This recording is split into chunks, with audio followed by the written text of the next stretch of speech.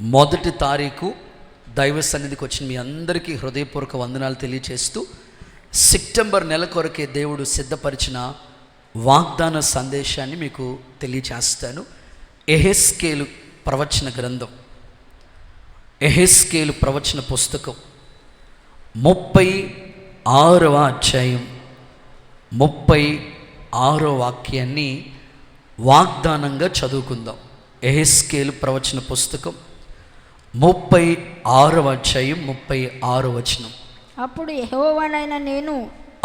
యెహోవానగు నేను పాడైపోయిన స్థలములను కట్టువాడననియు, పాడైపోయిన స్థలములో చెట్లను నాటువాడననియు మీ చుట్టూ శేషించిన అన్యజనులు తెలుసుకొందురు. యెహోవానైన నేను, ఆ మాట టిక్ చేయండి. యెహోవానైన నేను మాట ఇచ్చి ఉన్నాను, నేను దాన్ని నెరవేర్చును, దానిని నిశ్చయముగా నెరవేరుస్తాను. చప్పట్లు కొడుతూ యేసయ్యకు ఒకసారి మహిమ చెల్లించండి. యేసు నామములో అలాగు జరుగునుగాక. ఈ మాట నాతో చెప్పండి. ఈ సెప్టెంబర్ నెల కొరకు దేవుడు మనకిచ్చిన వాగ్దానం, యెహోవానైన నేను, గట్టిగా యెహోవానైన నేను మాట ఇచ్చి ఉన్నాను, దానిని నెరవేర్చెదను. ఆమేన్. ఈ ప్రామిస్ యేసు నామములో జరుగునుగాక. ఈ సెప్టెంబర్ నెల కొరకు ప్రభు ఓ చక్కని వాగ్దానాన్ని మనకి తెలియజేస్తూ ఉన్నాడు. యెహోవానగు నేనే మాట ఇచ్చాను, తప్పకుండా దాన్ని నెరవేరుస్తానని దేవుడు మాట్లాడుతున్నాడు. ఓకే, ప్రభు వాగ్దానం చేసినవాడు నమ్మదగినవాడు, దాన్ని నెరవేర్చుటకు ఆయన సమర్థుడు. ఈరోజు నేను మీకు చెప్పాలనుకున్న సందేశం, నేను మాట ఇచ్చి ఉన్నాను. యెహోవానగు నేను ఒక మాట ఇచ్చాను నీకు, అది నిశ్చయముగా నెరవేరుస్తానని ప్రభు మాట్లాడుతున్నాడు. వాగ్దానం ఎప్పుడు కూడా మన జీవితంలో నిశ్చయముగా జరుగుతుంది.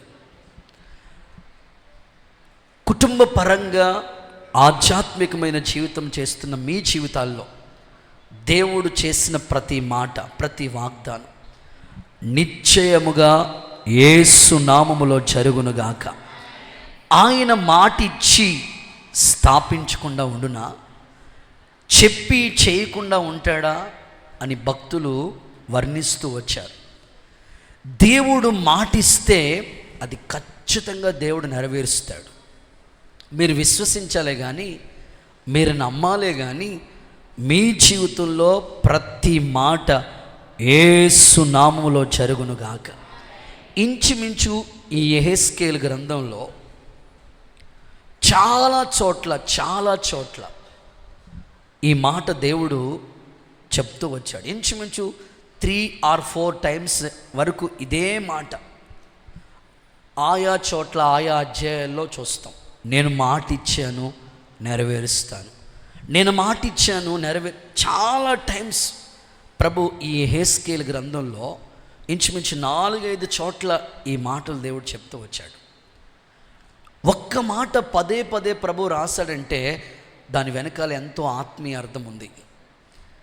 ఖచ్చితంగా దేవుడు మాట ఇచ్చాడు, ఆ మాటలన్నీ నిశ్చయముగా మన పట్ల నెరవేరునుగాక. కొన్ని సందర్భాలు చెప్తాను. ఈ యెహెజ్కేలు పుస్తకాన్ని చదువుతూ ఉంటే ఎండిపోయిన ఎముకలు కలిగిన లోయలోనికి దేవుడు యెహెజ్కేలు తీసుకెళ్ళాడు.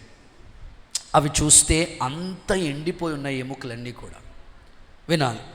ఈ ఎండిపోయిన ఎముకల్లోనికి ఇప్పుడు జీవం వచ్చునుగాక అని యెహెజ్కేలు ప్రవచనం ఎత్తి ప్రవచించమని దేవుడు మాట్లాడుతున్నాడు. అప్పుడు యెహెజ్కేలు అంటాడు, ఏంటి ప్రభా, ఇవైతే ఎండిపోయిన ఎముకలు, ఈ ఎండిపోయిన ఎముకలు కలిగిన లోయలోనికి జీవం ఎలా వస్తుంది? నేను ప్రవచనం ఎత్తి చెప్పమన్నా, నా మాట ఇది, నువ్వు నా మాటగా తీసుకో. ప్రవచనం ఎత్తి యెహెజ్కేలు ప్రవచిస్తే ఎండిపోయిన ఎముకలు కలిగిన ఆ లోయలోనికి, అవన్నీ ఎముకలే ఎండిపోయాయి. ఎప్పుడైతే ప్రవచనం చెప్పాడు యెహెజ్కేలు, ఆ ఎండిపోయిన ఎముకలు కలిగిన లోయలోనికి ఆ జీవం వచ్చినట్లుగా ఆ ఒక్కొక్క ఎముక ఒక్కొక్క దానితో ఇలా కలిసి మహాసైన్యముగా మారిపోయినట్లుగా చరిత్రలో పరిశుద్ధ గ్రంథంలో మనం చూస్తాం. నేనంటాను, ఎండిపోయిన ఎముకల్లోనికే జీవం వచ్చిందంటే అసలు ఆయన మాట ఎంత శక్తివంతమైందో ఒకసారి మీరు ఆలోచించండి. ఎండిపోయినవన్నీ కూడా ఎముకలు ఒకటి ప్రవచనం చెప్పి ఎండిపోయిన ఎముకలోనికి జీవం వచ్చునుగాక అని చెప్పినప్పుడు ఆ మాట తీసుకుని అలా ప్రవచనం చెప్తే ఎండిపోయిన ఎముకలకు జీవం వచ్చిందంటే అసలు ఆయన మాట ఎంత శక్తివంతమైందో ఒకసారి మీరు ఆలోచించండి. అందుకే దైవ సన్నిధిలో మీరందరు ఇక్కడ సమకూర్చబడ్డారు. మీ అందరికీ దేవుడు ఒక మాట ఇస్తున్నాడు.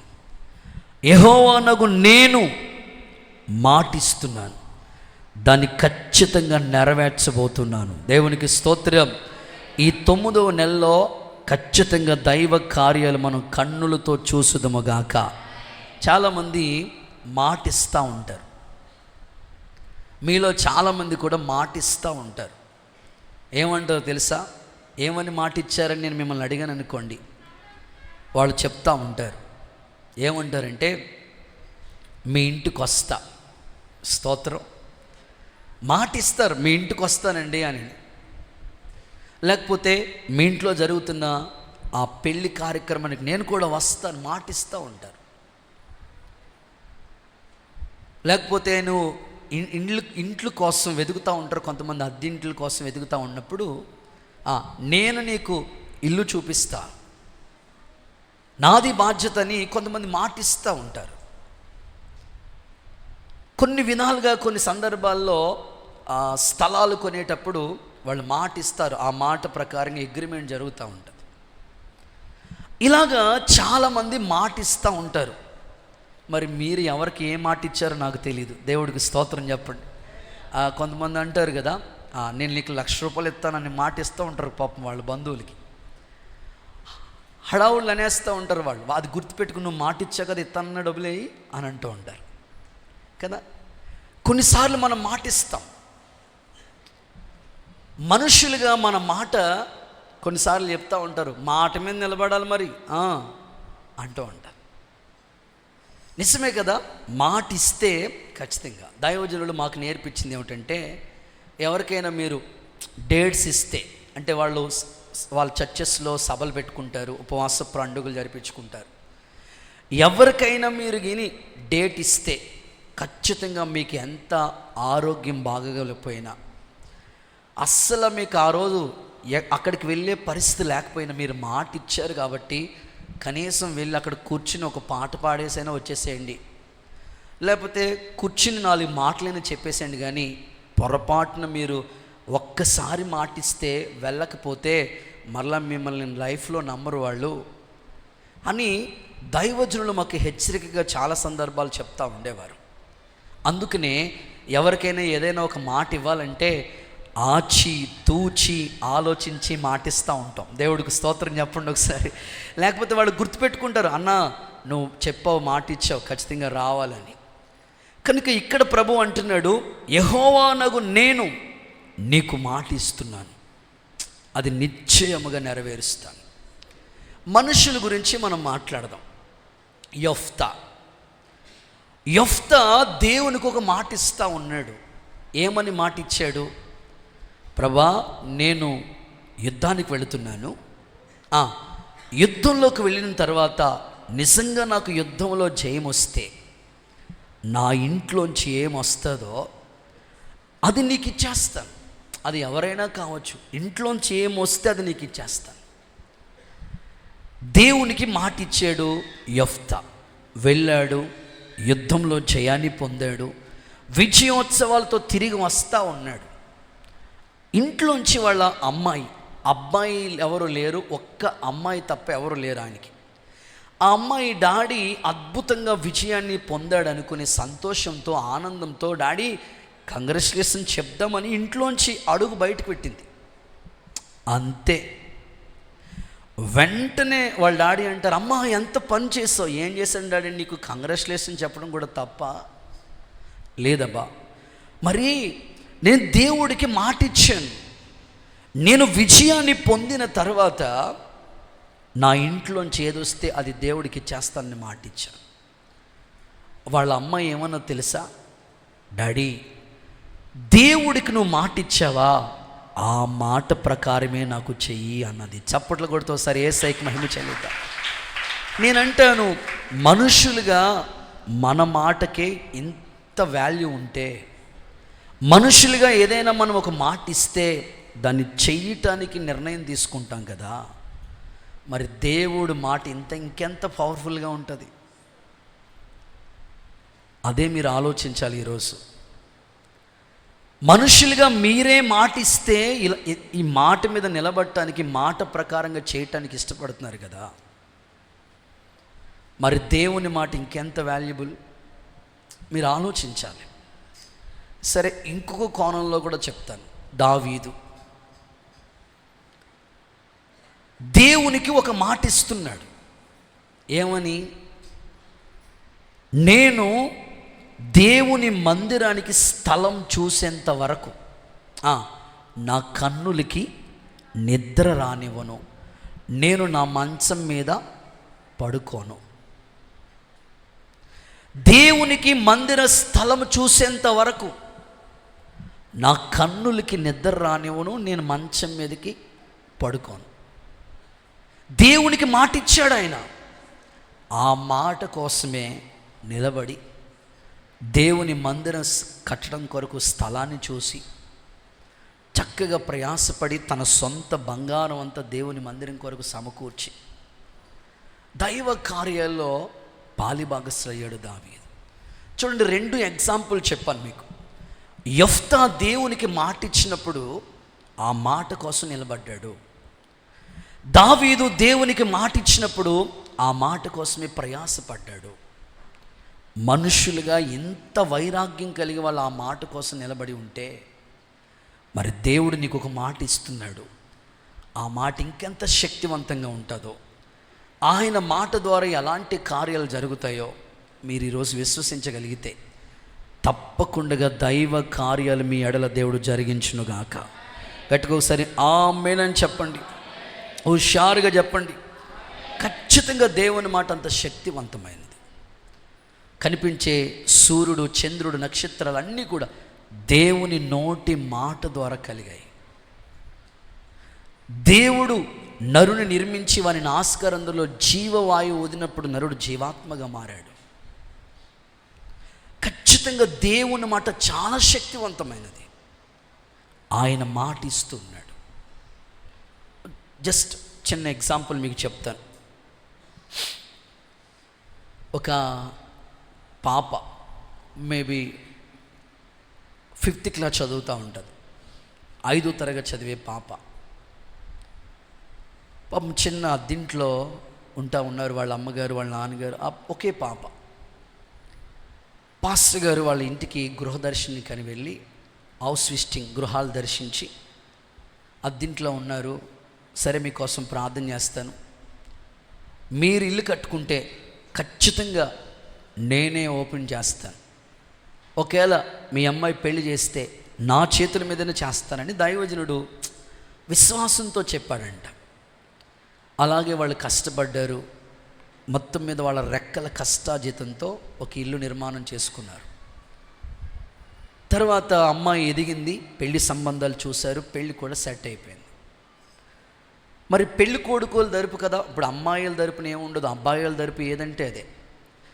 అమ్మాయిల తరపు వాళ్ళు డేట్ సెట్ చేసుకున్నారు, అబ్బాయి వాళ్ళ తరపు అంతా డేట్ సెట్ చేసుకుని ఆ పలానా రోజు ఇలా ఏర్పాటు చేసుకుందామని చెప్పేశారు వాళ్ళు. ఇప్పుడు పెళ్లి కూతురు వాళ్ళ అమ్మగారు, నాన్నగారు, పెళ్లి కూతురు పాస్టర్ గారి దగ్గరికి వచ్చి, పలానా రోజు పెళ్ళి, ఖచ్చితంగా మీరు రావాలి, పెళ్లి కొడుకోలు తరపున వీళ్ళు డేట్ ఎలా సెట్ చేశారు, మీరు రావాలని చెప్తే పాస్టర్ గారు అన్నారు, ఆల్రెడీ ఆ రోజు నేను వేరే చోట మీటింగ్ సెట్ అయిపోయి ఉంది, రాలేనమ్మంటే, లేదు, నేను చిన్నప్పుడు 5వ తరగతి చదివినప్పుడు మీరు మాట ఇచ్చారు. ఏమని చెప్పండి, గట్టిగా చెప్పాలి. ఏమని? నా పెళ్ళికి వస్తారు, మా ఇల్లు ఓపెనింగ్కి వస్తారని చెప్పారు. ఎప్పుడు ఇచ్చానమ్మా? అది 5వ తరగతి చదివినప్పుడు. సరే, ఆ పాస్టర్ గారు ఏం చేశారు, అప్పుడు ఇచ్చిన మాట కోసం మొత్తం ప్రోగ్రాం అంతా మార్చుకుని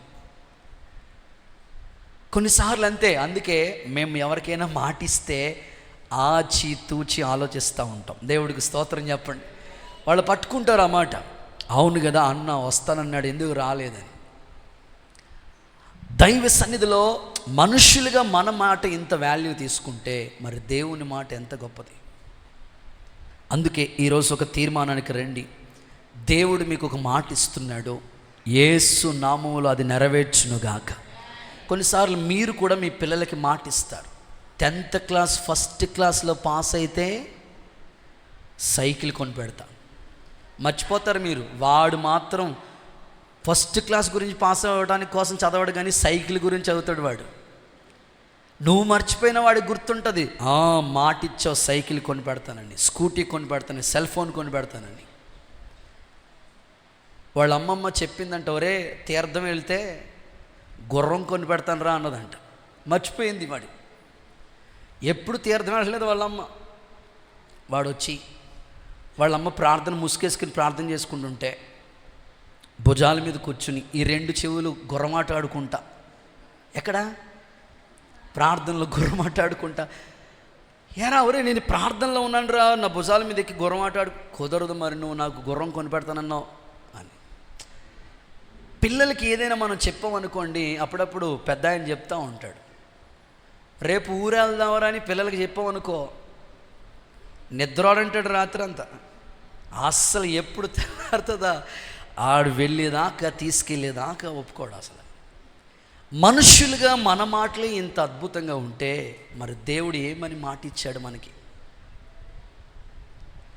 యెహోవానగు నేను మీకు ఒక మాట ఇస్తున్నాను, అది నిశ్చయముగా నెరవేరుస్తా. దేవుడు మనకి ఏమని మాట ఇచ్చాడు? ప్రశ్న నోట్ చేసుకోండి. 5 మాటలు మీకు చెప్తాను. యెహోవానగు నేను మీకు ఒక మాట ఇస్తున్నాను. ఏమని మాట ఇచ్చాడు దేవుడు అని ఆలోచన కలిగి దేవుని వాక్యాన్ని మీరు వినగలిగితే ఒక 5 ప్రాముఖ్యమైన విషయాలు మీకు చెప్తాను. నెంబర్ 1, దినవృత్తాంతాల మొదటి పుస్తకం 17వ అధ్యాయం 17వ వచనం. దినవృత్తాంతాల మొదటి పుస్తకం 17వ అధ్యాయం 17వ వచనం. దేవా ఇది నీ దృష్టికి ఫస్ట్ క్రోనికల్ చాప్టర్ 17:17. దేవా యెహోవా, ఓకే, నీవు రాబోయే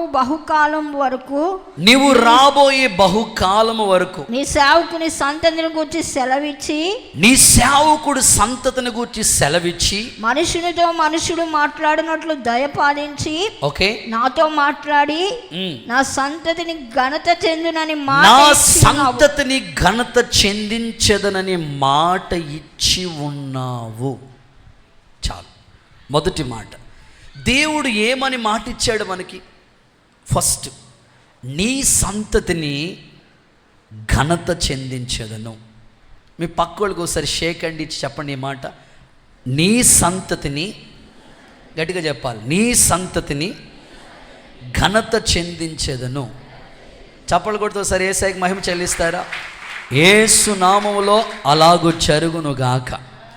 నీ సంతానాన్ని ఘనతలోకి తీసుకొస్తాను. ఈ మాట ఎవరికి ఇచ్చాడు దేవుడు? దావీదుకి. అది గుర్తు చేస్తున్నాడు దేవుడికి. ప్రభువా నా సంతానాన్ని ఘనతలోకి తీసుకొస్తానని చెప్పావు కదా, నా పిల్లల్ని ఘనతకెక్కిస్తానని మాట్లాడావు కదా, నువ్వు చెప్పిన మాట ఏది? ఒక్కసారి జ్ఞాపకం చేసుకుంటున్నాడు దేవునికి. లోకంలో గనులుకున్న పేరు వంటి పేరు ఇస్తానని ఇచ్చావు కదయ్యా, నాకు ఆ పేరు ఇచ్చావు కదయ్యా, మరి నా పిల్లల విషయంలో, నా సంతతి విషయంలో ఈ ఘనతనిస్తానని నువ్వు మాట ఇచ్చావు కదా, ఖచ్చితంగా నువ్వు ఈ మాట ఇచ్చావు కదా అని గుర్తు చేస్తున్నాడు దావీదు దేవునికి. నిజంగానే దేవుడు ఈరోజు నీతో మాట్లాడుతున్నాడు. యెహోవానగు నేను నీకు ఒక మాట ఇస్తున్నాను. ఆ మాట ఏంటో తెలుసా? నిన్ను నీ పిల్లలని ఘనతలోనికి నా తండ్రి తీసుకొచ్చునుగాక, యేసు నామములో అలాగు జరుగునుగాక. చాలా సందర్భాల్లో మన పిల్లలు ఘనపరచబడాలని మనం కోరుకుంటూ ఉంటాం. మన పిల్లలకి చిన్న స్కూల్లో ఒక చిన్న సర్టిఫికెట్ వస్తే పేరెంట్స్ని మీ పేరెంట్స్ని రమ్మని చెప్తారు పిల్లల్ని తీసుకుని పేరెంట్స్ వెళ్తారు. వాడికి చిన్నగా గేమ్స్లోనో లేకపోతే ప్రాజెక్ట్ వర్క్లోనో చక్కగా బాగా చేశాడని చిన్న సర్టిఫికెట్ ఇస్తే ఆ 10 మంది మధ్యలో ఆ పిల్లోడిని అభినందిస్తూ ఉంటుంటే వాళ్ళ తల్లిదండ్రుల ఆనందానికి అవధులు ఉండవు. చిన్న సర్టిఫికెట్, వాడు బాగా హోంవర్క్ చేసినందుకో లేకపోతే ప్రాజెక్ట్ వర్క్ చేసినందుకో చిన్న అవార్డు లాంటిది ఇస్తేనే ఆ తల్లిదండ్రుల ఆనంద బాష్పాలు ఆగవు. ఈరోజు తల్లిదండ్రుల యొక్క ప్రయాస అంతా ఎవరి కోసం? నేను అడిగాను అనుకోండి, ఒక్కొక్కరిని ఇంటర్వ్యూ చేస్తే వాళ్ళ నోట నుంచి వచ్చే మాట, నా పిల్లలు ప్రయోజకులు కావాలన్నయ్య, నా పిల్లలు ఘనపరచబడాలన్నయ్య, అందుకేనన్నయ్య రాత్రింబగళ్ళు ఈ ప్రయాస. 8 గంటలు డ్యూటీ చేయవలసిన వాళ్ళు 12 గంటలు డ్యూటీ చేస్తూ ఉన్నారు. డ్యూటీలని ఓటీలని ఎంతో కష్టపడుతున్నారు. ఈ ప్రయాస దేనికోసం? చాలామంది విదేశాలకు వెళ్తూ ఉన్నారు, రెక్కల ముక్కలు చేసుకుని కష్టపడుతూ ఉన్నారు. దేనికోసం అంటే వాళ్ళు చెప్తారు, మా పిల్లలు బాగుండాలి. దేవుడు కూడా నీకు ఒక మాట ఇస్తున్నాడు, నువ్వు మంచిగా వెల్ సెటిల్, నీ కుటుంబం అంతా ఇంతవరకు హ్యాపీగా ఉంది, నీ పిల్లల గురించే కదా నీ బాధ అంతా. దేవుడు నీకు ఒక మాట ఇస్తున్నాడు, నీ పిల్లల్ని నా దేవుడు ఘనత చెందించునుగాక. నిజంగా దావీదు స్థితిని ఒకసారి మీరు చూడండి. ఎన్నిక లేని వ్యక్తి, ఇటు తండ్రి పట్టించుకోవట్లేదు, వినాలి, అన్నలు పెద్దగా కేర్ తీసుకోలేదు. ఎన్నిక లేని వ్యక్తి, భార్య కూడా హీనపరిచిందంట మనసులో. పని బాట లేదు వీళ్ళకి, పద్దాక ఆరాధనని గంతులేస్తూ ఉంటాడో ఏంటి అని దావీదుని మనసులో హీనపరిచిందంట మీకాలు. తండ్రి పట్టించుకోలేదు, అన్నలు తృణీకరించారు, భార్య కూడా మనసులో హీనపరుచుకున్న ఇలాంటి ఎన్నిక లేని దావీదుని దేవుడు, గొర్రెలు కాసుకునే దావీదుని సింహాసనం మీద కూర్చోబెట్టడం అంటే అది ఎంత ఘనత అండి. యెహోవా ఇంతగా నన్ను హెచ్చించడానికి నా కుటుంబం ఏ పాటిదయ్యా అని దేవుని దగ్గర అడిగాడు. సరే, ఇంత ఘనత దావీదుకు వచ్చింది, మరి తన కుమారుడి సంగతి ఏంటి? అదే మాట్లాడుతున్నాడు, ప్రభువా నా సంతతిని ఘనతలోకి తీసుకొస్తానన్నావు కదా, లోకంలో గనులైన వారికి ఇచ్చే పేరు నాకు ఇస్తానని చెప్పావు కదయ్యా, నా పిల్లల గురించి అడుగుతున్నానయ్యా, నువ్వు మాట ఇచ్చావు, ఒక్కసారి జ్ఞాపకం చేసుకో. దేవుడు ఆ మాట అద్భుతంగా తన కుటుంబం పక్షమందు దేవుడు నెరవేర్చాడు. దావీదుకు ఎంత ఘనత ఇచ్చాడో అంతకంటే ఎక్కువ తన కుమారుడైన సొలొమోనుకు కూడా అదే ఘనత ఇచ్చాడు. చదువుదాం పరిశుద్ధ గ్రంథమైన బైబిల్లో నుంచి దినవృత్తాంతాల 2వ పుస్తకం 1వ అధ్యాయం 12వ వాక్య భాగాన్ని చదవగా విందాం. దినవృత్తాంతాల 2వ పుస్తకం 1వ అధ్యాయం 12వ వాక్యం. జ్ఞానమును తెలివియు నీకియబడును, జ్ఞానము తెలివి నీకియబడును, నీకన్నా ముందుగా ఉన్న రాజులకైనా నీ తర్వాత వచ్చిన రాజులకైనా కలగని ఐశ్వర్యం సొమ్మును ఘనతను నీకిచ్చేదనని చెప్పాను. అండర్లైన్ చేయమాట, ఘనతను నీకిచ్చేదనని చెప్పాను. దేవునికి స్తోత్రం కలుగును గాక. నిజంగా దావీదుకి ఎంత ఘనత ఇచ్చాడో సేమ్ తన కుమారుడికి కూడా అదే ఘనత. నీ ముందు రాజులకైనా నీ తర్వాత వచ్చిన రాజులకైనా కలగని ఘనత నీకు ఇస్తాను. ఎంత అద్భుతంగా సొలొమోను దేవుడు ఘనపరచాడంటే, అతని కట్టిన దేవాలయం చూడటానికి షేబా దేశం నుండి రాణిగారు వచ్చారు. తన జ్ఞాన వాక్కులు వినడానికి ఎంతోమందిని దేవుడు సమకూరుస్తూ వచ్చాడు. మొన్న మధ్యకాలంలో చెప్తా ఉన్నారు పెద్ద ఆయన, అన్నయ్య జాన్ వెస్లీ అన్నయ్య, అసలు బల్లారాధన వచ్చినప్పటికీ అసలు ఎక్కడెక్కడి నుంచి వచ్చేస్తారు మాకే తెలియట్లేదని, ఎక్కడి నుంచి వస్తున్నారు మాకే తెలియట్లేదని, ఏంటన్నా బాబు కిటకిటలాడిపోతున్నారు. నేను అంటూ వచ్చాను, అది దేవుడిచ్చిన మాట. దేవునికి స్తోత్రం. ఆయన ఇచ్చిన మాట కోసం ఒక 14-16 సంవత్సరాల క్రితం ఆయన మాటిచ్చి పంపించాడు ఈ ఊరికి. ఆ మాట మేము నమ్మం, విశ్వసించం. వారిలో ఒంటరైన వాడు 1000 మంది అవుతాడు, ఎన్నిక లేనివాడు బలమైన జనం అవుతాడు. నేను నీకంటే ముందుగా వెళ్ళి మెట్టగా ఉన్న స్థలాలు సరళం చేస్తాను. ఆ మాటలన్నీ మేము నమ్మి ప్రతిరోజు వాగ్దానాలు జ్ఞాపకం చేసుకుని దేవుని స్మరిస్తూ వచ్చాం. ఈరోజు నేను ఆశిస్తున్నాను, నేను కోరుకుంటున్నాను, మన కుటుంబాలు, షమ్మా కుటుంబాలే కావచ్చు, లైవ్లో దేవుని మాటలు వింటున్న ఎవరైనా కావచ్చు, మీ పిల్లలకి, మీ కుటుంబానికి దేవుడు యేసు నామములో ఘనతను అనుగ్రహించునుగాక. దేవుడు మాటిస్తే ఖచ్చితంగా జరుగుతుందండి. అందుకే ఆ మాటను మీరు అడగాల దేవుని, ప్రభు నువ్వు నాకు ఈ మాట ఇచ్చావు కదా, నా సంతానాన్ని నువ్వు ఘనతలోకి తీసుకొస్తానని చెప్పావు కదా, తప్పకుండా చెయ్యి అని కోరుకోవాలి దేవుని దగ్గర. మనుషుల్ని మనం అడుగుతుంటాం, దేవుణ్ణి నువ్వు అడిగితే నీ పిల్లల భవిష్యత్తు ఖచ్చితంగా దేవుడు కడతాడు. చాలామంది కుటుంబాలు 100కి 90% వాళ్ళు చెప్తున్నది ఏమిటంటే, అయ్యా మా పిల్లల భవిష్యత్తు అయ్యా, మా పిల్లల భవిష్యత్తు అయ్యా, వారి గురించి తప్పకుండా ప్రార్థన చేయ బాబు అని. నేను వారికి విశ్వసించి చెప్పాను, మన షమ్మా ప్రార్థన మందిరంలో ఉన్న విశ్వాసుల కుటుంబాల్ని దేవుడు రాబోతున్న కాలానికి గొప్ప ఘనతకెక్కిన వారిగా దేవుడు ఆశీర్వదించునుగాక, మన పిల్లల్ని దీవించునుగాక. నేను అదే కోరుకుంటానండి. షమ్మాలో ఒక్క కలెక్టర్ ఉంటే ఎంత బాగుంటుంది. ఒక్కరు చెప్పలేదు ఆమె. మీ కడుపును పుట్టిన పిల్లలు కలెక్టర్లు అయితే ఏం మాట్లాడట్లేదు మీరు, వద్దా? డాక్టర్ అయితే, ఐఏఎస్ ఆఫీసర్ అయితే, ఇంజనీర్ అయితే, సో ఘనతకెక్కిన పిల్లలు ఒక పైలట్ అయితే మన కన్నులతో చూద్దాం, దేవుడు కార్యములు ప్రారంభించునుగాక. ఇప్పటికే ఆ స్థాయికి మన పిల్లల్ని చాలామందిని తీసుకెళ్ళాడు. దేశం యొక్క ఉన్నత స్థలాల్లో వాళ్ళు ఉన్నారు. మీ కడుపును పుట్టిన పిల్లలందరినీ కూడా ఘనతకెక్కించునుగాక. వివాహము అన్ని విషయాల్లో ఘనమైంది, ఘనంగా వివాహం జరిగింది. మరి కుటుంబాలు కూడా ఘనంగా ఉండాలి కదా, పిల్లలు కూడా ఘనంగా ఉండాలి కదా. కొన్ని కుటుంబాల్లో ఘనతకెక్కవలసిన కుటుంబాలు, ఆశీర్వదించబడిన స్థాయిని దేవుడు చెప్పాడు, ఆ మాట జరుగుతుంది.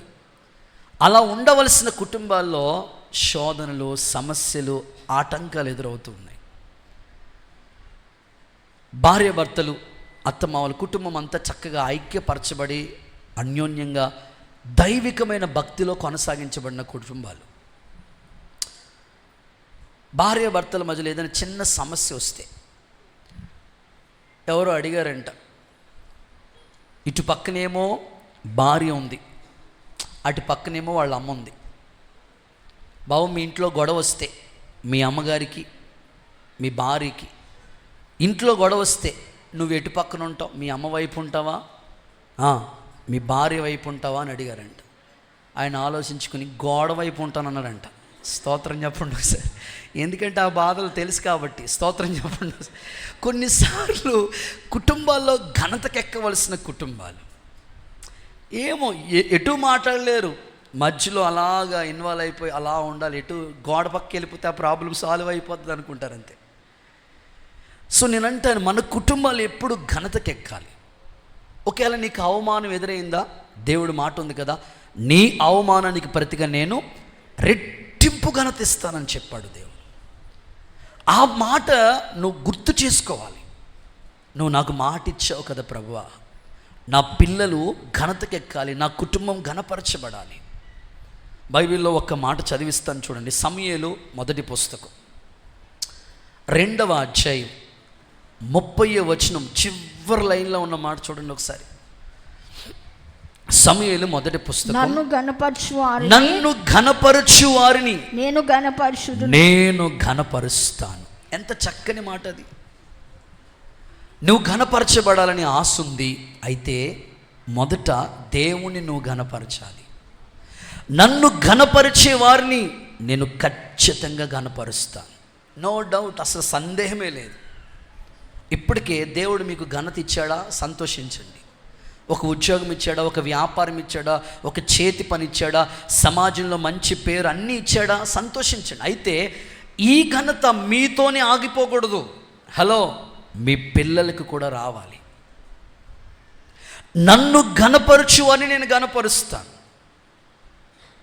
నేను లాస్ట్ ఇయర్ ఉపవాస ప్రార్థనలో, లాస్ట్ ఇయర్ 3 రోజులు అక్టోబర్ నెలలో ఉపవాస పండుగలు జరిగినాయి. సేవకులు వచ్చారు, దేవుని వాక్యం అందించి వెళ్ళారు. అప్పుడు మనకి ఇక్కడ అప్పుడు ఇంకా రూమ్స్ కన్స్ట్రక్షన్ అవ్వలేదు, జరుగుతుంది, పనంతా జరుగుతుంది. అప్పుడు అన్నోళ్ళ ఇంటి దగ్గర, మన సంఘస్థులు అన్నోళ్ళ ఇంటి దగ్గర భోజనాలు అక్కడ ఏర్పాటు చేద్దాం, ఇక్కడ ఇబ్బందిగా ఉంటుంది రెస్ట్ తీసుకోవడానికని ఆ మాస్టర్ గారి ఇంటి దగ్గర తీసుకెళ్ళాం. కుటుంబంతా అయిపోయింది, అన్నం తీసుకెళ్ళి అక్కడ భోజనాల ఏర్పాట్లు అన్నీ చేసాం. కూడా ఇంకా తోటి సేవకులు, మనకి సహవాస సేవకులు ఎవరొకరు ఈ సేవను పరిచయాన్ని ప్రేమించిన వాళ్ళు ఏ మీటింగ్ జరిగినా కూడా వస్తూ ఉంటారు. వాళ్ళు కూడా అక్కడ ఏర్పాట్లు చేద్దామనుకుని కూడా నేను కూడా వెళ్ళాను. సరే అని వాళ్ళ ఇంటి దగ్గర భోజనాల ఏర్పాట్లన్నీ సేవకులకి జరుగుతున్నాయి. చక్కగా భోజనాలు చేసేసి వాళ్ళు వెళ్తూ ఉన్నారు. కూడా వచ్చిన సేవకులు కూడా అక్కడ భోజనాలు చేసి లాస్ట్లో నేను అన్నాను, ప్రార్థన చేయండి అన్న, ఈ ఫ్యామిలీ కొరకు ప్రార్థన చేయండి అంటే కూడా అక్క వచ్చారన్నమాట. ఒక అక్క వచ్చారు, అలా వైఫ్ అండ్ హస్బెండ్ ఇద్దరు వచ్చారు. ఆమె ప్రార్థన చేస్తూ ఒక మాట చెప్పింది, నాకు బాగా గుర్తు. ఇప్పటికే మీరు బాగున్నారు, మీ పిల్లలు కూడా మీకంటే శ్రేష్టమైన స్థితిలో ఉంటారు. నాకు ఆ మాట బాగా గుర్తొచ్చింది. అక్క చెప్తూ వెళ్ళిపోతూ, అన్నయ్య ఈ ఫ్యామిలీలో ఇప్పటికే వీళ్ళు బాగున్నారు, వీళ్ళకంటే వీళ్ళ పిల్లలు బాగా ఉంటారు, దేవుడు నాకు ప్రార్థనలో గుర్తు చేశాడని చెప్పారు. నేను అప్పుడు ఆ మనసులో ఆ మాట గుర్తు చేసుకుని ఇలా అనుకున్నాను, నిజమే కదా, ఈ సేవా పరిచర్యలో ఉన్న కుటుంబాలు, విశ్వాసుల కుటుంబాలు ఇప్పటికే బాగున్నాయి, హ్యాపీగా వాళ్ళ కుటుంబాలు వాళ్ళ కాళ్ళ మీద వాళ్ళు నిలబడి జీవనాధారాలు అన్నిట్లో వెల్ సెటిల్. అయితే ఎటొచ్చినా పిల్లల గురించి ఎక్కువగా చింతిస్తూ ఉన్నారు. చాలా కుటుంబాల్లో పిల్లల గురించి బాధపడుతూ ఉన్నారు. సో నువ్వు కలవరపడొద్దు, దుఃఖపడొద్దు. నీ పిల్లల గురించి నువ్వు నిద్రాహారాలు మానేసి తిండి తిప్పలు లేకుండా ఇబ్బంది పడుతూ వర్రీగా ఉండొద్దు. నీకు ఒక మాట ఇచ్చాడు దేవుడు, నీ సంతతిని నేను ఘనతలోకి తీసుకొస్తానని.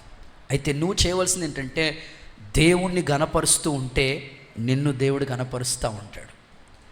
ఇక్కడ ఈ సందర్భం, ఈ చదివిన సందర్భం ఏమిటంటే ఏలి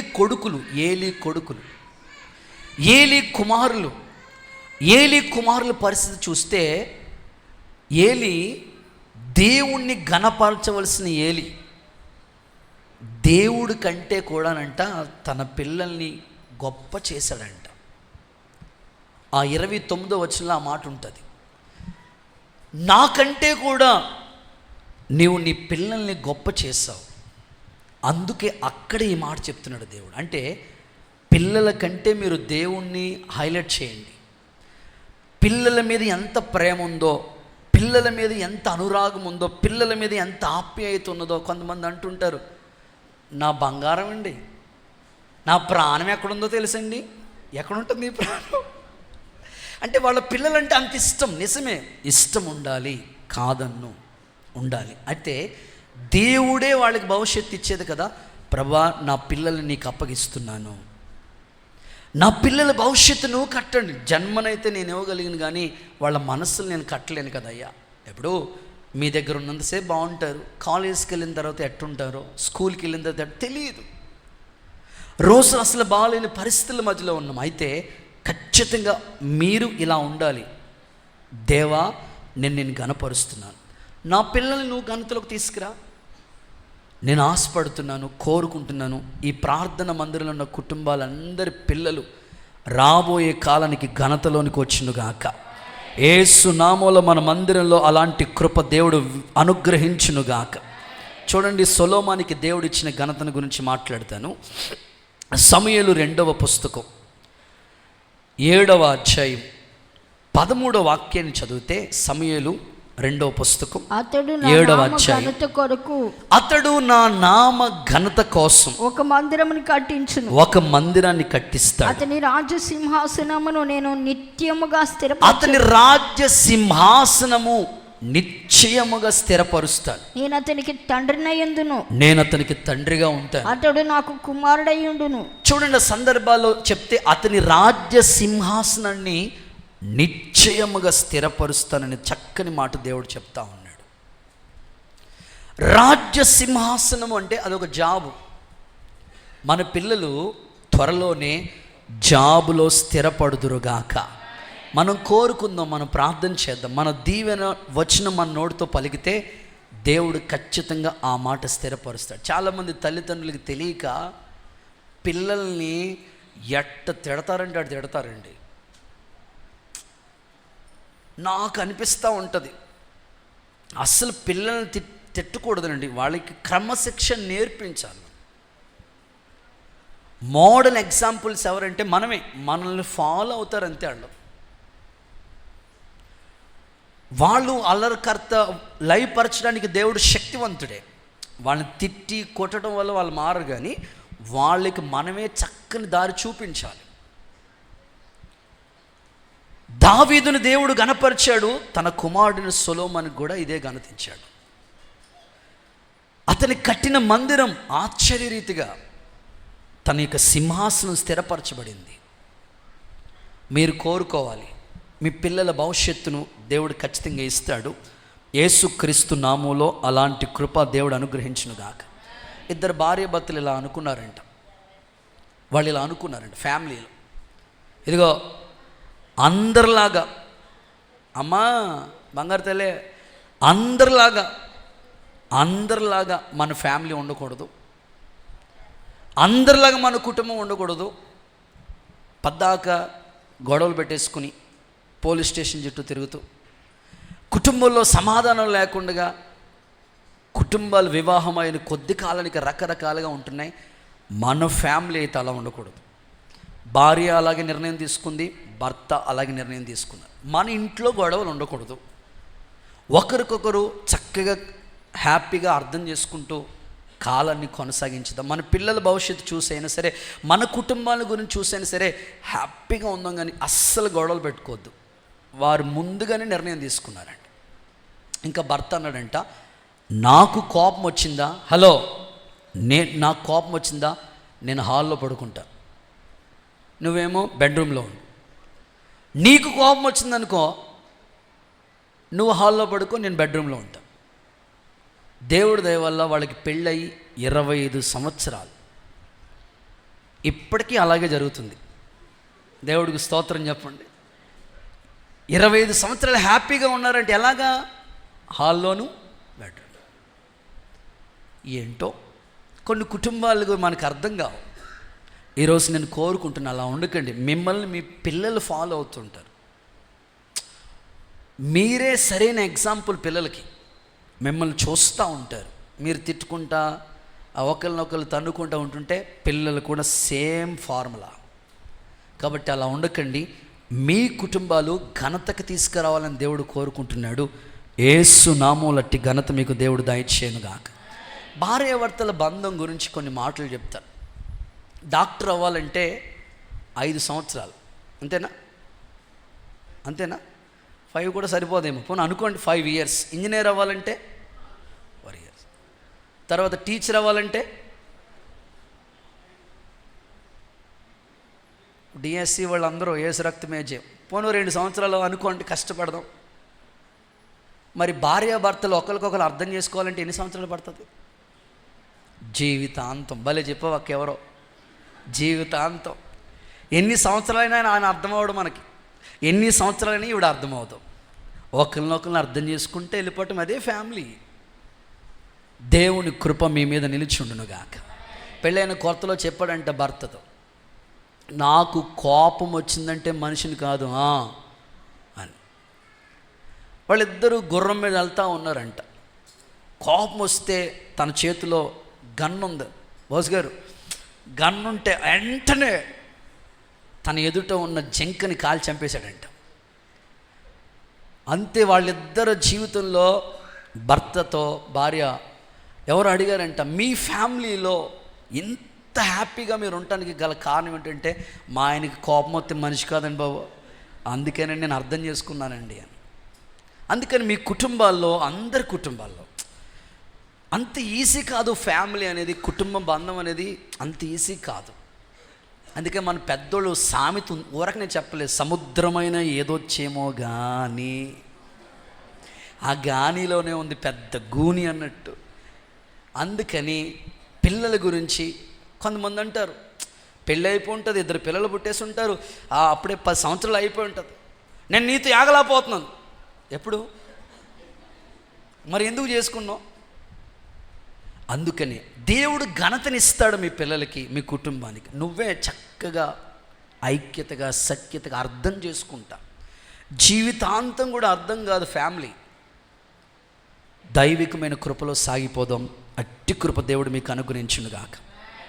2వ మాటలకు వచ్చినాను. సెకండ్ వన్, నేను నీకు మాట ఇచ్చాను, నెరవేరుస్తాను. ఏమని మాట ఇచ్చాడు దేవుడు చెప్పండి. నెంబర్ 1, నీ సంతతిని ఘనపరుస్తాను, ఘనతలోకి తీసుకొస్తాను. 2, రాజుల 2వ పుస్తకం 8వ అధ్యాయం 19వ వచనం చదవండి. రాజుల 2వ పుస్తకం 8వ అధ్యాయం 19వ వాక్యం చూడండి. దేవుడు నీకేమని మాట ఇచ్చాడు? అయినను యెహోవా సదాకాలం తన బైబిల్ చూడాలందరూ. దావీదునకు అతని కుమారులకును దీపము నిలిచెదనని దీపము నిలిచెదనని మాట ఇచ్చే ఉన్నాను, మాట ఇచ్చి ఉండెను. రైట్. 2వది, నీ దీపము నిలిపేదను అనండి ఒకసారి మీ నోటితో. మీ పక్కోళ్ళు షేక్ అండి చెప్పండి. అంతే, దేవుడిచ్చిన మాట అది, నీ దీపము నిలిపేదను. కొన్నిసార్లు కొంతమంది పల్లెటూరులో మేము కోటాలకు వెళ్తూ ఉంటామండి, వాళ్ళు తిట్టుకునే లాంగ్వేజ్లో మనం వింటే కానీ నీ దీపం ఆరిపోను, అది బాబు ఏసు రక్తమే చేయం, వాళ్ళ నోటే ఆ మాట వస్తూ ఉంటుంది. దేవుడు ఏమంటున్నాడు తెలుసా? ఆరిపోయేవాడు కదా ఆయన, నిలిపేవాడు. ఆత్మీయ జీవితంలో దీపం ఎప్పుడు కూడా నిలిపే దేవుడు ఆయన. ఇది కూడా దేవుడు మాట్లాడుతున్న మాట యొక్క ఆత్మీయ సారాంశం చూస్తే, నీ మాటలు, నువ్వు నాకు మాట ఇచ్చావు ప్రభా. ఏమని ఇచ్చాడు దేవుడు మాట అంటే, నీ దీపాన్ని నేను నిలుపుతాను. నరుని ఆత్మ యెహోవా పెట్టిన దీపం. ఈ దీపము ఖచ్చితంగా నిలిచి ఉండాలి. లోకంలో అయితే కొన్ని దీపాలు ఆరిపోతూ ఉంటాయి. ఆధ్యాత్మికమైన భక్తి విషయాల్లో మన ఆత్మీయ జీవితం ఎప్పుడు ఆరిపోకూడదండి. కొన్ని దీపాలు ఎలా ఉంటాయంటే, ఆదివారం వచ్చినప్పుడు అద్భుతంగా వెలుగుతూ ఉంటాయి.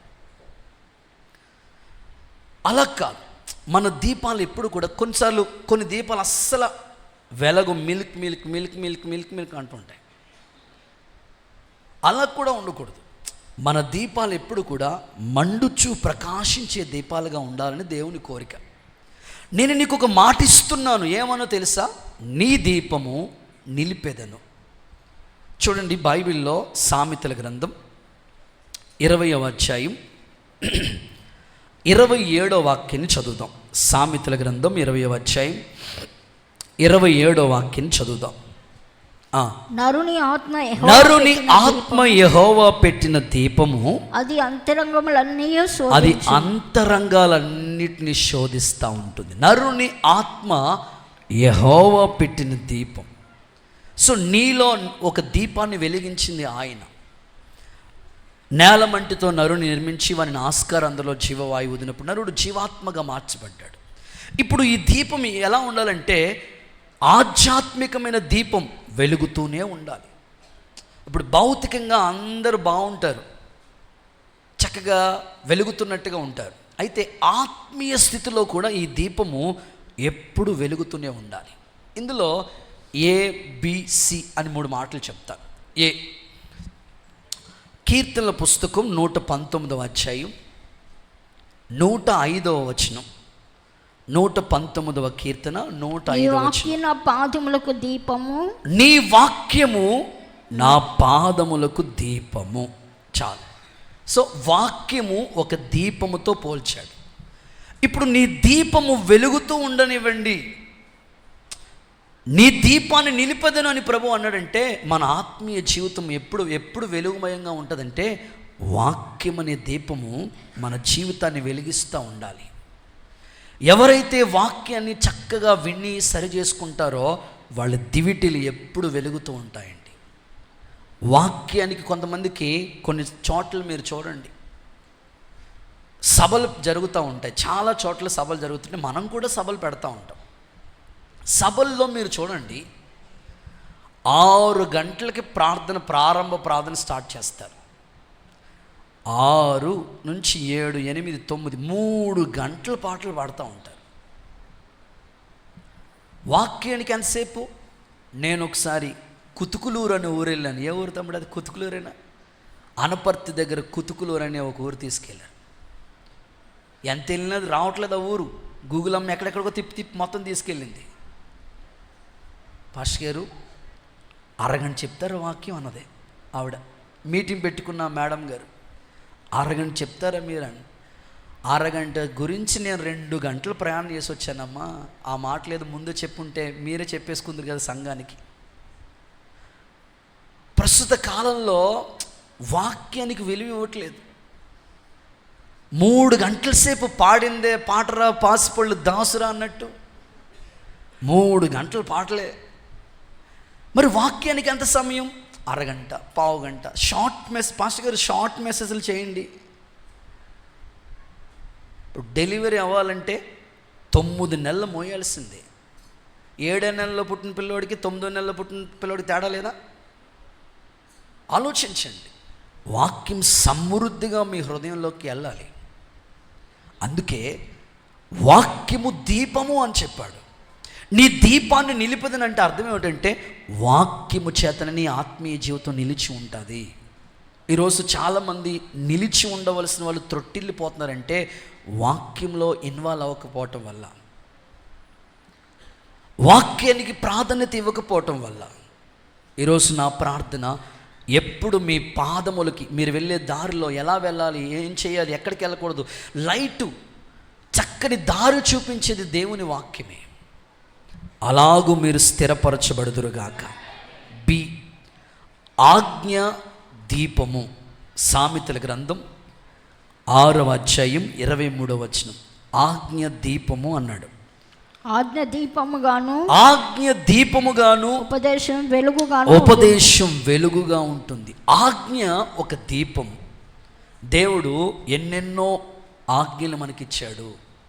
నీ దీపాన్ని నిలిపేదనంటే అర్థం ఏంటంటే దేవుని ఆజ్ఞలు ఎప్పుడు నువ్వు గైకుంటూ ఉంటేనే నిలిచి ఉండేది. ఇప్పుడు విశ్రాంతి దినాన్ని పరిశుద్ధంగా ఆచరించండి, అది ఆజ్ఞ. ఖచ్చితంగా ఆదివారం ఆరాధన దైవ క్రమాల్లో మనం సాగిపోవాలి. ఎన్ని పనులున్నా సన్నిధికి దూరం కాకుండా పరిశుద్ధాత్ముడు ప్రతి ఆజ్ఞను పాటించే కృప దేవుడు మీకు అనుగ్రహించునుగాక. ప్రభు బల్లారాధన తీసుకుంటాం. ఇప్పుడు కూటం అయిన తర్వాత పరిశుద్ధ సహవాసంగా పవిత్రమైన బలలో మనం పాలుభాగస్తులు కాబోతున్నాం. ఈ బల్లారాధన తీసుకునేటప్పుడు కొన్ని ఆజ్ఞలు ఇవ్వబడ్డాయి. ఆ ఆజ్ఞ ప్రకారంగానే ఆ బలలో మనం చేతులు ఉంచాలి. ఏమని ఆజ్ఞ ఇచ్చాడు తెలుసా? ఇదిగో ఇది ప్రభు శరీరం అని వివేచించక తినొద్దు. ఇది ప్రభు శరీరం అని వివేచించండి. తాను అప్పగించబడిన రోజు ఒక రొట్టెని ఎత్తుకుని కృతజ్ఞత చెల్లించి, ఇది నా శరీరము, ఇది మీ కొరకే విరవబడిన నా శరీరం అని చెప్పాడు ప్రభు. ఇది మీ కొరకే చిందించబడిన క్రొత్త నిబంధన రక్తం అని చెప్పాడు. దీనిని చేసినప్పుడల్లా నన్ను జ్ఞాపకం చేసుకోండి. ఇది ఆజ్ఞ, క్రొత్త నిబంధన సంఘానికి ఇచ్చిన ఆజ్ఞ.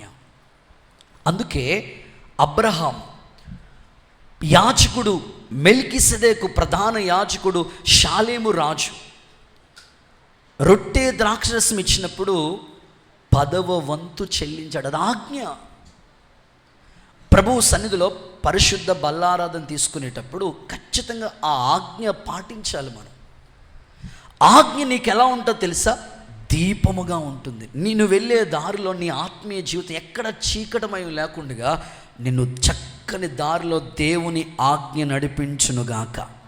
ఈరోజు క్రైస్తవ్యం ఎలా ఉందంటే దేవుని ఆజ్ఞని పాటించకుండా నులువెచ్చని స్థితిలో ఉంటున్నారు. ఉంటే వెచ్చగా ఉండు, లేకపోతే చల్లగా ఉండు, కానీ నులువెచ్చని స్థితి వద్దు. చల్లగా అంటే చల్లనీళ్ళు అనుకోండి, వెచ్చగా అంటే వేడి నీళ్ళు. ఆత్మీయ జీవితంలో చల్లగానే ఉండు, వెచ్చగానే ఉండగా నులివెచ్చని స్థితి మాత్రం ఉండొద్దు.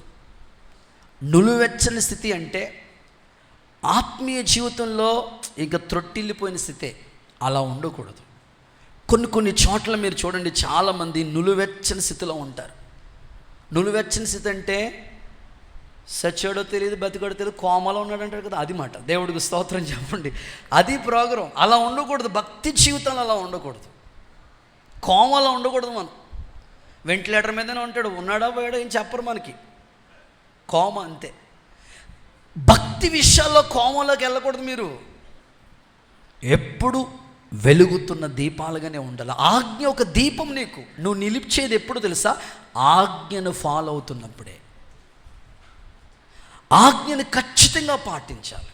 ఆ మధ్యకాలంలో జరిగిన ఒక చిన్న సంఘటన చెప్తాను. చేతుల పైకి ఒకసారి హల్లెలూయా చెప్పండి. సంఘంకి లోకంతో స్నేహం ఉండకూడదు. సంఘములో నులివెచ్చని స్థితి ఉండకూడదు. ఏం జరిగిందంటే అదొక నామకార్థ సంఘం.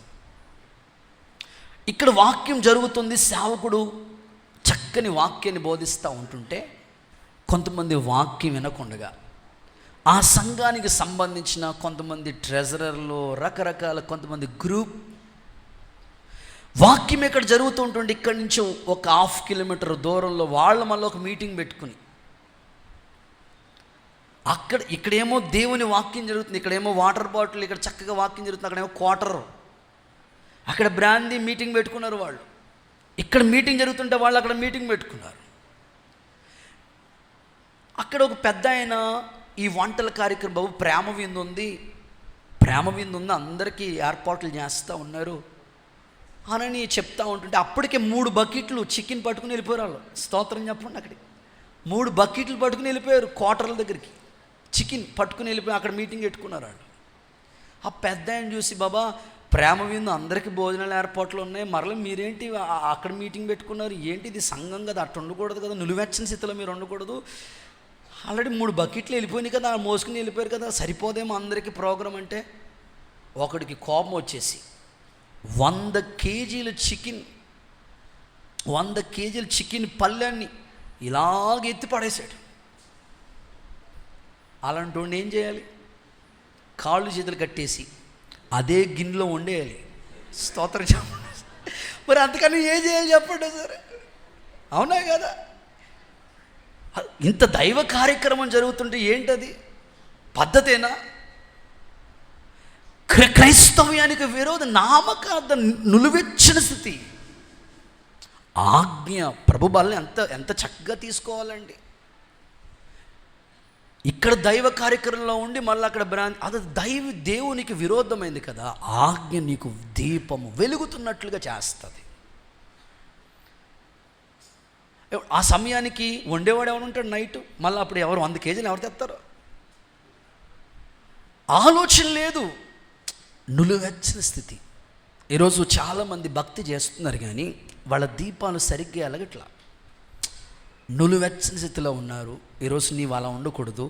ఆజ్ఞ ఎప్పుడు నీకు దీపముగా నిలిచి ఉండునుగాక. కన్ను దేహానికి దీపము అన్నాడు మత్తయి సువార్త 6:22 ప్రకారం. కన్ను ఒక దీపం. అంటే మనం చూసే ప్రతిదీ కూడా ఒక దీపం. నీ దేహానికి దీపం అది. అందుకే కన్ను జాగ్రత్తగా ఉంటే అంత పరిశుద్ధంగా ఉంటుంది. కాబట్టి ఎలా పడితే అలాగా మనం ప్రవర్తించకూడదు. అపవిత్రతలో మనం ఉండి ఈ ప్రభు బలలో పాలిభాగస్సులు కాకూడదు. మన కన్నులు పరిశుద్ధపరచబడాలి. ఈ దీపాన్ని యేసు నామములో దేవుడు నిలుపునుగాక. ఒకసారి చేతుల పైకెత్తి హల్లెలూయా చెప్పండి. బైబిల్లో ఒక మాట చెప్తాను. నాణ్యం పోగొట్టుకున్న ఒక స్త్రీని చూడండి. 10 వెండి నాణాలు ఉన్నాయి ఆమె దగ్గర, ఒక్కటే పోయింది. ఆ పోగొట్టుకున్న నాణ్యం కోసం ఏం చేసింది తెలుసా? దీపాన్ని వెలిగించి ఊడ్చి అప్పుడు ఆ పోగొట్టుకున్న నాణ్యం దొరికింది. నీ ఆత్మీయ జీవితంలో కన్ను వెలుగుమయంగా ఉంటే అంత వెలుగుమయంగా ఉంటుంది. నీ ఆత్మీయ జీవితం పవిత్రత కొరకే ఆశపడ, దీపాన్ని నిలిపదనని చెప్తున్నాడు దేవుడు.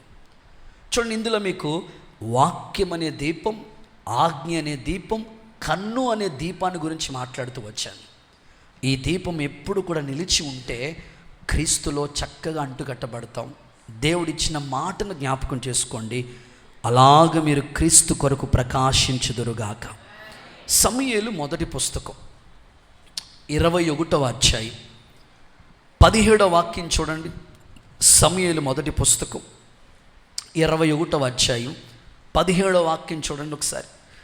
ఇశ్రాయేలీయులకు దీపమగు నీవు ఆరిపోకూడదు. మొదటి సమూయేలు 21వ అధ్యాయం 17వ వచనం లేదా 7 చూడు.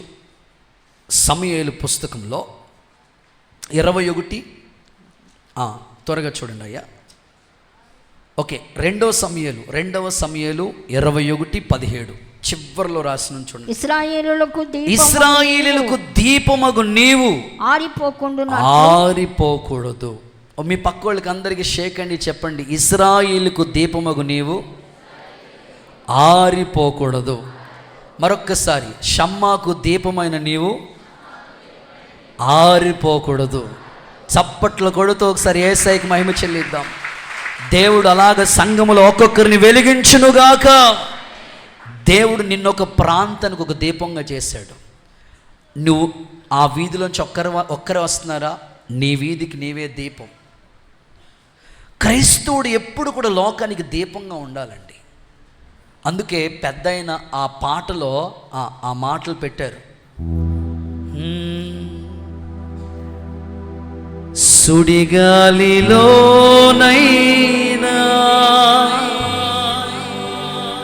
చెడివానలోనైనా ఆరిపోదులే నీవు వెలిగించిన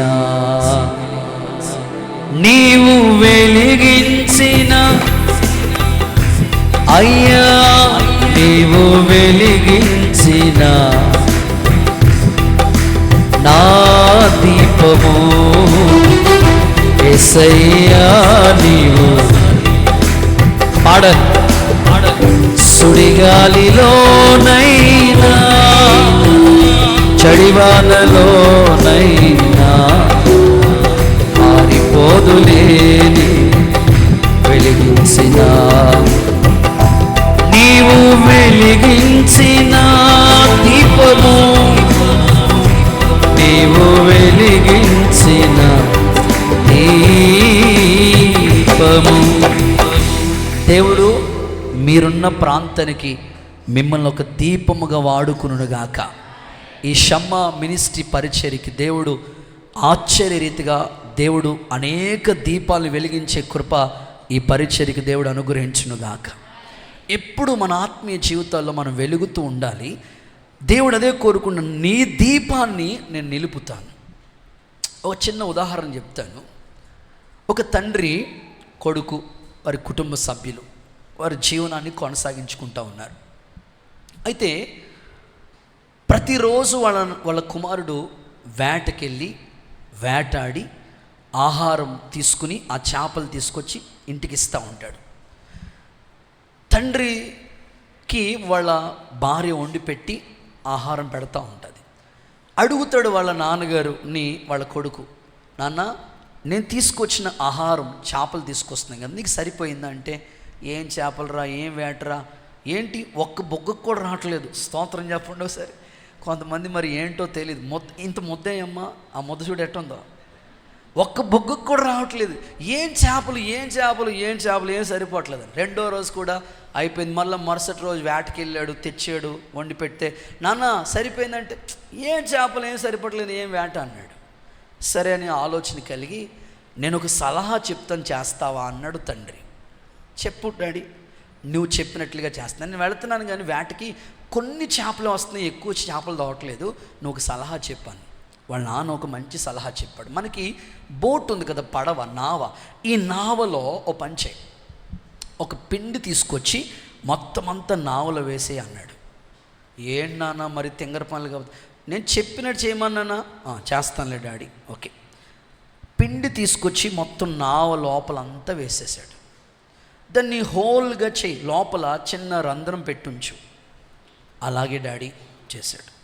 ఇప్పుడు నూనె ఉంది కదా మన ఇంట్లో, నూనెంతా దాంట్లో పోసి, ఏంటి నాన్న చేపల కోసం ఇంత ప్రయోగం చెప్పినట్టు చేయరా నువ్వు.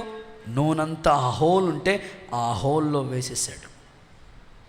ఇప్పుడు ఒక చిన్న క్లాత్, ఇట్లాంటి టవల్ అంటే పెద్ద క్లాత్ ఒకటి తీసుకుని చిన్న ఒత్తి కింద పేనేసి అందులో ఉంచు. జస్ట్ ఆ చివర జస్ట్ ఒక లైట్ కిందగా నేను ఆ చివర ఒక చిన్న లైట్ కింద పెడతాను.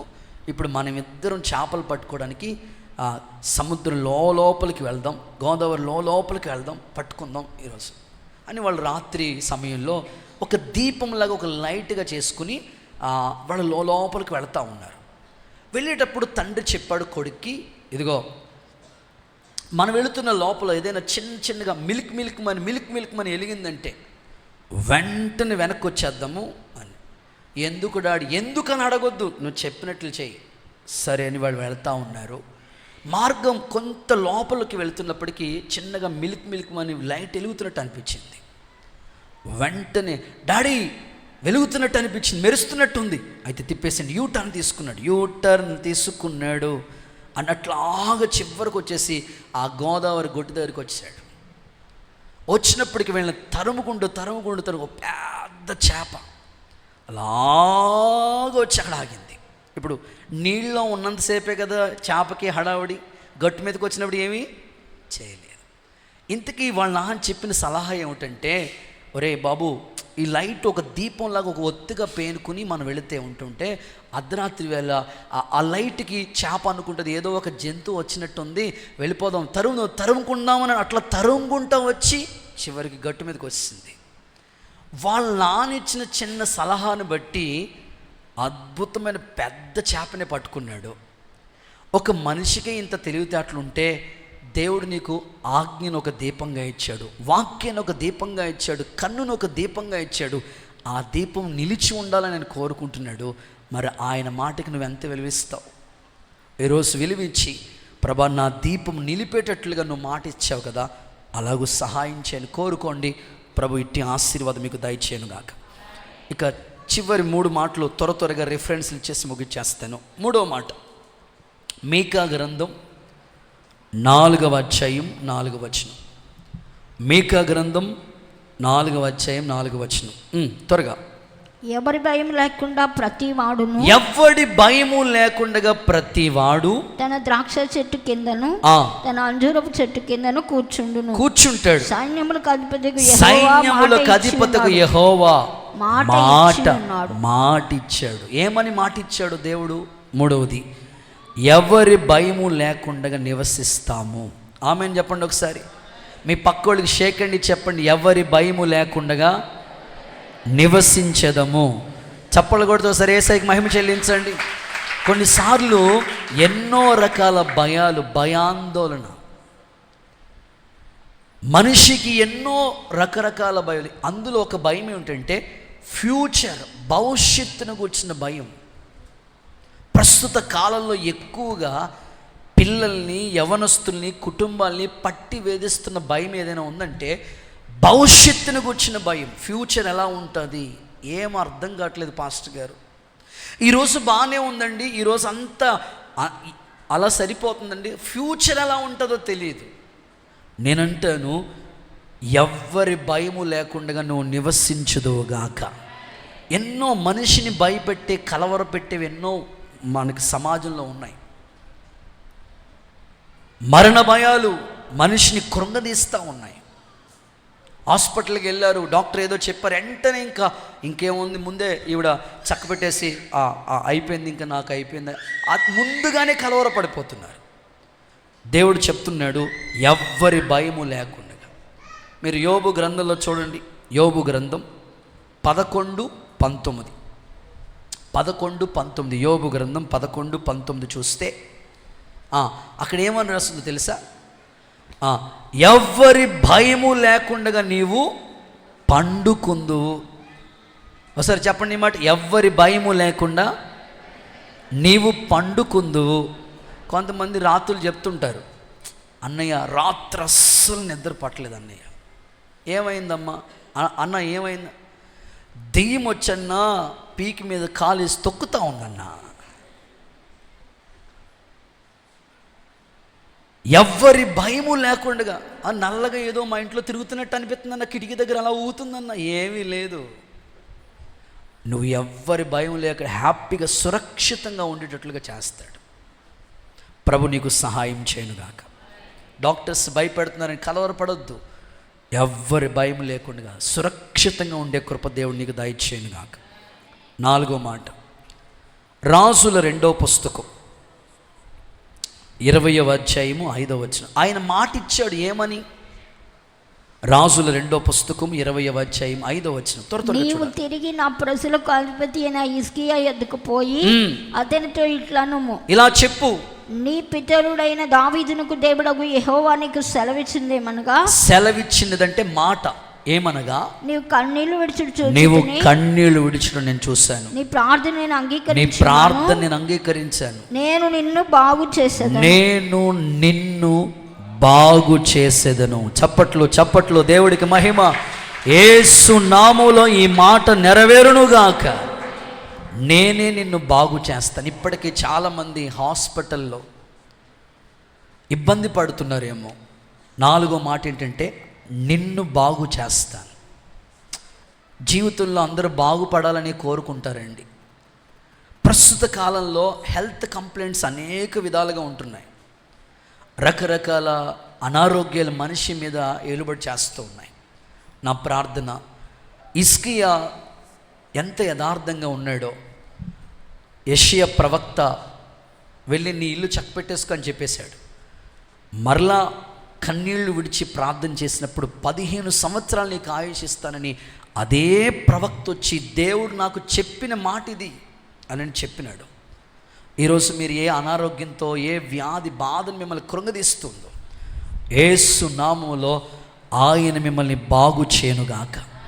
బైబిల్ ఇలా రాస్తుందండి, నిన్ను స్వస్థపరిచే యెహోవాను నేనే, అతడు పొందిన దెబ్బల చేత మనకి స్వస్థత కలుగు. తన నామందు భయభక్తులు కలిగిన వాళ్ళకి మీకు నీతి సూర్యుడు ఉదయిస్తాడు. ఆయన రెక్కలు మీకు ఆరోగ్యాన్ని కలుగు. ఏ అనారోగ్యంతో, ఏ వ్యాధితో మీరు బాధపడుతున్నాడో దేవుడు మిమ్మల్ని బాగు చేయనుగాక. యేసు నామములో స్వస్థత మీకు కలుగునుగాక. ఇది దేవుని మాట. కొన్నిటికి కొన్ని డాక్టర్స్ ఉన్నారండి. గొంతు స్పెషలిస్టు, ముక్కు స్పెషలిస్టు, తలకాయ స్పెషలిస్ట్ ఉంటారు, చెవి స్పెషలిస్టు, ఒక్కొక్క దానికి ఒక స్పెషలిస్ట్. ఒక ఆమె హాస్పిటల్కి వెళ్ళి కాలికి బాగాలేదు చూపించుకోవడానికి వెళ్ళి, నెక్స్ట్ టైం వెళ్ళిన తర్వాత చెయ్యి ఎలా ఉందని అంటున్నాడు డాక్టర్. నాకు కాలండి అంటే ఆవిడ అంటుంది, ఈయన స్పెషలిస్ట్ కదండి, సాడిస్ట్ అండి బాబు అంటుంది. రకరకాల డాక్టర్స్ ఉన్నారు. కొన్నిసార్లు కొన్నిటికే స్పెషలిస్టాలు. అక్క చెప్తూ ఉంటుంది, మన దేవుడు సూపర్ స్పెషలిస్ట్. దేవుడికి స్తోత్రం చెప్పండి. సో నీ దేవుడు ఎంత అద్భుతకరుడు అంటే, నిజంగా సృష్టించింది ఆయన కాబట్టి బాగు చేసేది కూడా ఆయన. నీకు మాట ఇస్తున్నాడు ఆయన. ఏ బలహీనతతో ఇక్కడ కూర్చున్నా సరే ఆయన వాక్కుని పంపి స్వస్థపరచునుగాక. గుండె చెదరి వారిని ఆయన బాగు చేయునుగాక. చివరి మాట, ఆఖరి మాట, సమూయేలు 2వ పుస్తకం 19వ అధ్యాయం 33వ వచనం.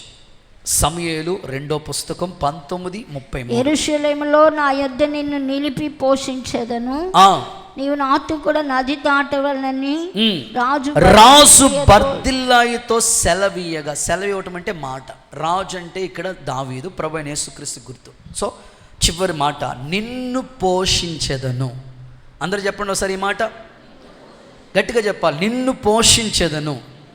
ప్రస్తుత కాలం చాలామంది ఈ వర్షాకాలం అంతా ఆర్థిక ఇబ్బందులు, సరిగ్గా పనులుండవు, వ్యాపారం ఉండదు, సరే ఎంతో సఫర్ అవుతూ ఉంటారు. దేవుని మాట మీరు గుర్తు చేసుకోండి. నా యొద్ద నిన్ను నిలిపి పోషిస్తానని రాజు సెలవివ్వగా. రాజాతి రాజైన ప్రభు మనం ఆరాధించే దేవుడు ఆయన. ఇదిగో ఈ నెలంతా దేవుడు మిమ్మల్ని పోషించునుగాక. ఈ వర్షాకాలం అంతా దేవుడు మీకు సర్వ సమృద్ధిని కలుగు చేయనుగాక. మాట ఉంది, ఆ మాట ఖచ్చితంగా నెరవేరుస్తాడు దేవుడు. ఆయన ఇచ్చిన మాట అది. ఏలియాను కాకుల ద్వారా పోషించమని మనం విన్నాం, చదివాం. అదే దేవుణ్ణి మనం నమ్మం కాబట్టి మన ఇంట్లో కూడా సమృద్ధినిచ్చి మీ పిల్లల్ని మీ కుటుంబాన్ని పోషించుకోవడానికి సర్వ సమృద్ధి దేవుడు మీకు దయచేయనుగాక. జార్జ్ ముల్లర్ అనండి ఒకసారి మీ నోటితో. గొప్ప దైవజనుడు, 200 సార్లు బైబిల్ చదివాడంట.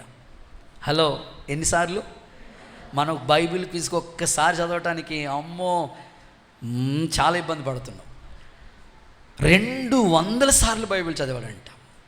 ఆయనకు ఒక చిన్న హాస్టల్ ఉందంట, అనాథ హాస్టల్ ఒకటి ఉండి పిల్లల్ని పోషిస్తూ ఉంటాడంట. దేవుని మీద విశ్వాసంతోనే ఆ హాస్టల్ నడిపిస్తూ ఉన్నాడు. ఓ రోజు హాస్టల్లో ఉన్న పిల్లలందరికీ ఫుడ్ ప్రిపేర్ చేయాలి, కానీ సరైన ఆర్థిక సహాయం లేదు. ఆ వంట ఉండే ఆమెతో చెప్పాడంట. ఆమె వచ్చి చెప్పారంట, అన్నయ్య గారు ఈరోజు వంట సామాగ్రి ఏమీ లేవు, పుల్లలు తప్ప కట్టెలు తప్ప ఇంకేమీ లేవు. ఆయన విశ్వాసంతో చెప్పాడంట, ఇదిగో కట్టెలు పుల్లలు పొయ్యి వెలిగించి నీళ్లు మరిగిస్తూ ఉండండి, దేవుడు ఆ సమయానికి మనకి ఆహారాన్ని పంపిస్తాడు. వంట ప్రిపేర్ చేయాలంటే అన్నీ ఉండాలి కదండి, ఏమీ లేకపోతే ఏం చేస్తాం? కట్టెలు ఉంటే సరిపోతుంది, ఆహార పదార్థాలు అన్నీ, నూనె ఉండాలి, అన్నీ ఉంటేనే కదా వంట అయ్యేది. ఏమీ లేదు, మీరు ఎసరు పెట్టండి, నీళ్లు పెట్టండి, వెలిగించండి, దేవుడు సహాయం చేస్తాడని రూమ్లోకి వెళ్ళి ప్రార్థన చేస్తూ ఉన్నాడంటే జార్జ్ ముల్లర్. అదిగో ఆయన ఆ ప్రార్థన చేస్తూ ఉన్నాడంటే, ప్రేయర్ చేస్తూ ఉన్నాడంటే, ప్రభా నువ్వు కార్యం చేయి, అద్భుతం చేయి. 9 అయిపోయింది, పొద్దున్న 7 గంటలకి ఎట్టిన ఎసరు మరుగుతూనే ఉన్నది, నీళ్లు మరిగి ఆవిరైపోతాయి కదండి, ఇంకేముంటుంది. 9 అయిపోయింది, మళ్ళీ వచ్చిందంట వంట మనిషి, అన్న నీళ్లు మరిగిపోతున్నాయి, అన్న బియ్యం అన్న వస్తాయి. మరలా 10 గంటలకు వచ్చిందంట, అన్నా ఏమీ లేవన్నా, వస్తాయి. 11 వస్తాయి. 11:12కి అలాగ లారీ వచ్చి అక్కడ ఆగిందంట. స్తోత్రం చెప్పండి ఒకసారి. లారీ వచ్చి అక్కడ ఆగితే వండుకోవాల్సిన పని లేదు. ఆ రోజు ఆ ఊరిలో రాజుగారు వాళ్ళ కొడుకు బర్త్డే అంట. అనాథాశ్రమానికి మొత్తం బిర్యానీ ప్యాక్ పంపించేశాడు. స్తోత్రం చెప్పండి గట్టిగా. నువ్వు నమ్మితే చాలు, దేవుడు కార్యాలు చేస్తావు.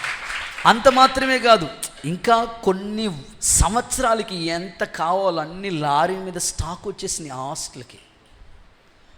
దేవుడు ఎలాగైనా పోషించగలిగిన సమర్థుడండి. ఆయన మాటకి అంత విలువ ఇవ్వాలి. ఇప్పుడు పేతురు వల వేశాడు, ఎలా? నీ మాట చొప్పున.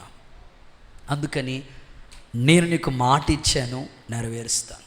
నేను ముగిస్తున్నాను. ఏమని మాట ఇచ్చాడు?